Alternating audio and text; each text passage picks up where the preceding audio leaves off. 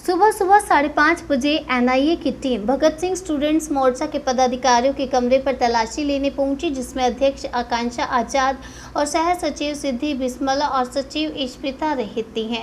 NIA की team में NIA Lucknow से रश्मि शुक्ला, एनआईए पटना से राकेश कुमार मिश्रा, एनआईए रांची से एक आईटी एक्सपर्ट शामिल थे, जिस टीम का नेतृत्व रश्मि शुक्ला कर रही थी। टीम में 2 महिला एसआई, 10 महिला कांस्टेबल, 2 लखनऊ से आए हुए गवाह, एक सादी वर्दी में कोई पुलिस अधिकारी और एक सादी वर्दी में संदिग्ध व्यक्ति था, जो अपनी पहचान कई बार पूछने पर भी नहीं बता रहा था। इसके अलावा लंका थाने से बृज कुमार मिश्रा और करीब 10 की संख्या में पुलिसकर्मी थे। इसके अलावा एसीपी परवीन सिंह लगभग 10 बड़े अन्य अधिकारी और पुलिसकर्मियों के साथ आए। कुल मिलाकर 40 से 50 पुलिसकर्मी कमरे के अंदर बाहर मौजूद थे। इसके अलावा कई इंटेलिजेंस के लोग भी पहुंचे थे। 5:30 बजे आते देख आपको बता दें, उन्होंने सर्च वारंट दिखाया और अब माओवादी होने और उनके फ्रंटल संगठन होने के शक पर वह हमारे सामान और कैमरे, लैपटॉप आदि मोबाइल को सर्च कर सकते हैं। इसे पढ़ने के बाद इस झूठे और भ्रामक आरोप के कारण हमने इसमें हस्ताक्षर करने से मना कर दिया। इसके तुरंत बाद उन्होंने आकांक्षा का मोबाइल फ्लाइट मोड में डाल दिया, आईटी एक्सपर्ट एनआईए के अधिकारी को दे दिया। उन्होंने आकांक्षा का फ़ोन अपने साथ लाए हुए लैपटॉप में लगा लिया और कुछ भी बताने से इनकार कर रहे थे। अंतिम समय में इस फ़ोन, जिसमें 2 सिम और एसडी कार्ड है, उसे अपने साथ ले गई और पूरी आशंका है कि एनआईए अपनी तरफ से मोबाइल फ़ोन में कुछ छेड़छाड़ कर सकती है और कुछ इम्प्लांट कर सकती है, जैसा उन्होंने भीमा कोरेगांव केस में किया। क्योंकि फ़ोन को लैपटॉप में लगाकर उनकी टीम क्या कर रही है, इसके बारे में वह कुछ भी नहीं बता रहे थे और ये पूछने पर कि क्या वह डेटा ट्रांसफ़र कर रही हैं, इस पर भी उन्होंने इनकार कर दिया। उन्होंने सबसे पहले आकांक्षा आजाद की कमरे की तलाशी लेनी शुरू की, जिसमें हर एक कॉपी, डायरी, किताब, कपड़े, बैग, सूटकेस, रजाई, कंबल की जांच करनी शुरू कर दी।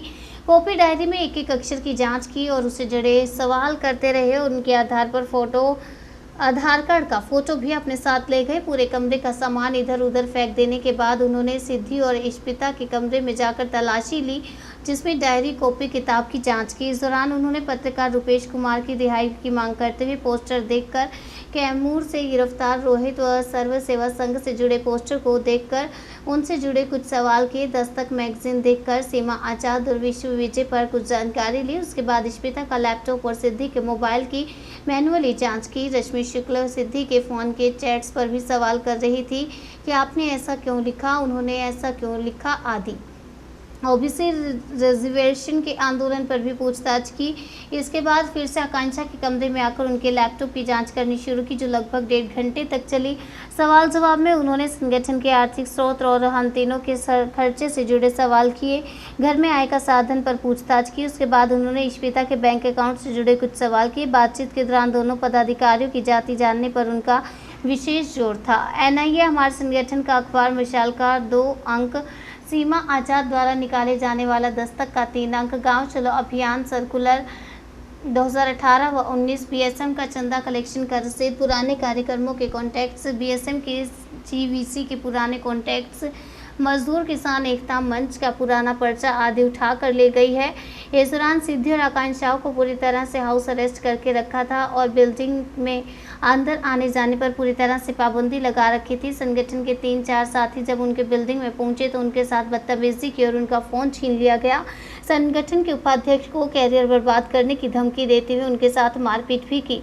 भगत सिंह छात्र मोर्चा इस छापेमारी को केंद्र की बीजेपी सरकार द्वारा 2024 के चुनाव से जोड़कर देखता है और राजनीतिक विरोधियों की आवाज़ को बलपूर्वक दबाने के रूप में देखते हैं। एनआईए, ईडी, एटीएस जैसे तमाम एजेंसियां मोदी सरकार की बी टीम बन चुकी हैं, जो सिर्फ और सिर्फ विरोधियों को दबाने का काम कर रही है। ये तलाशी एक बनी बनाई साजिश का हिस्सा है। इनका मुख्य उद्देश्य जनता के मन में डर बिठाना है। मोदी योगी सरकार और उनके गुर्गे बन चुकी तमाम एजेंसियों के कान में हम बात डाल देना चाहते हैं कि हम भगत सिंह के वारिस हैं। तुम्हारे टुटपुंजे हरकतों से हम डरने वाले नहीं। हमारे संगठन का काम और तेज़ी से होता रहेगा। मेरा नाम शशिकांत है। मैं स्टूडेंट फ्रंट बीएचयू का चलाता हूँ बीएचयू में।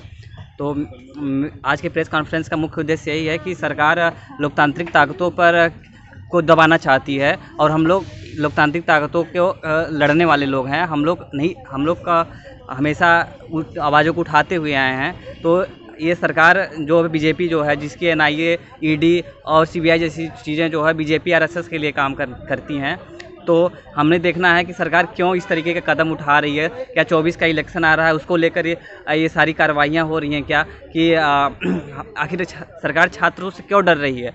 ये छात्र संगठन जो BHU में हमेशा लोकतांत्रिक अधिकारों के लिए लड़ते रहते हैं, समानता के लिए लड़ते रहते हैं, महिला मुद्दों पे लड़ते रहते हैं, हर तरीके के मुद्दों पे लड़ते रहते हैं, आप उनको दबाने की कोशिश कर रहे हैं और लोगों को आतंकी नक्सली के नाम पे जेल में डालने की कोशिश कर रहे हैं। तो ये सरासर निंदनीय है और हम इस सरकार को कहना चाहते हैं, चेतावनी देना चाहते हैं कि आप इस तरीके से लोकतांत्रिक आवाज़ों को नहीं दबा सकते हैं और इसके लिए अगर ज़्यादा से ज़्यादा लोग सड़कों पे आएंगे और आपका इसका मुखर प्रतिरोध करेंगे। अपना नाम बता दो। मेरा नाम शशिकांत है, किस संगठन से? स्टूडेंट फ्रंट BHU नाम से।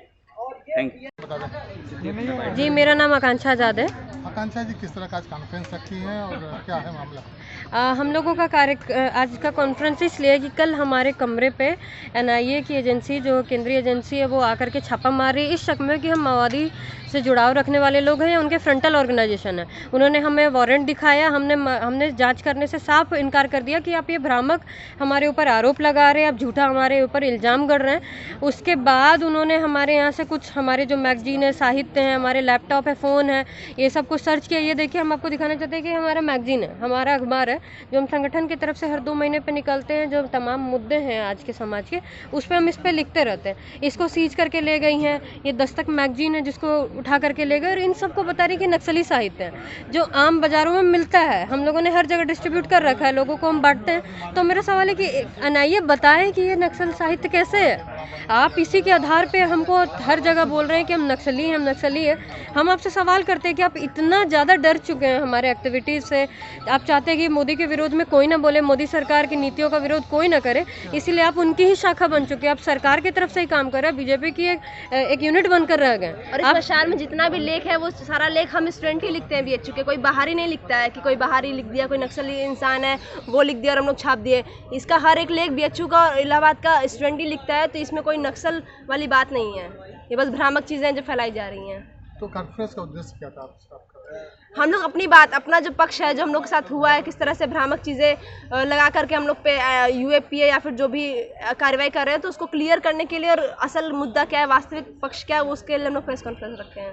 अपना नाम बता दो। मेरा नाम सिद्धि बिस्मिल है, हम BHU से MS सोशियोलॉजी का कोर्स करते हैं और भगत सिंह छात्र मोर्चा से जुड़े हुए हैं, ज्वाइंट सेक्रेटरी हैं।